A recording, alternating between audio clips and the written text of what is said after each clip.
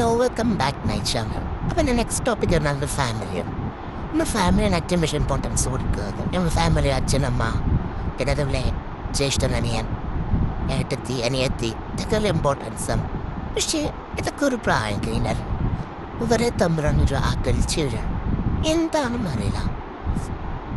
കുറെ കഴിയുമ്പോൾ ഇവരുടെ കാഴ്ചപ്പാട് അത്രയും കാലം സ്നേഹിച്ചു നടന്നിരുന്ന ആങ്ങള പെണ്ണ് അല്ലെങ്കിൽ ഏട്ടൻ അനിയൻ ആ ഒരു ബന്ധത്തിനൊക്കെ ഒരു വിളിച്ചു വരും. എന്തുകൊണ്ടാണെന്ന് നമ്മൾ സമൂഹം അങ്ങനെയൊക്കെ ആയി മാറിയത്.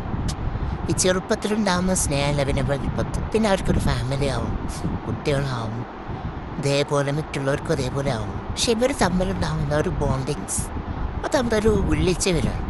ഇന്ന് കൂടുതലും നമ്മൾ കാണപ്പെടുന്നത്. പിന്നെ അവരൊക്കെ അവരുടേതായ ഒരു ഫാമിലി എന്നുള്ളൊരു മൈൻഡാവും.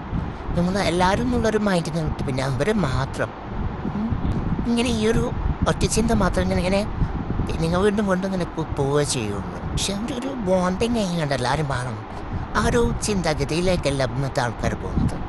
എന്തോ അവരൊറ്റക്ക് എന്നുള്ളത് അതുവരെ അവർ ജീവിച്ചൊരു കാലം ഉണ്ടാവും. പക്ഷെ അന്നത്തെ ഒരു തിരിഞ്ഞോട്ടം പിന്നെ ഉണ്ടാവില്ല. പിന്നെ അവരുടേതായ ലോകം, അവരുടെ ഭാര്യ മക്കൾ. പക്ഷെ മറ്റുള്ളവരൊക്കെ ഒരു അന്യരാകുന്ന പോലെ വേറെ എന്തോ രീതിയിൽ.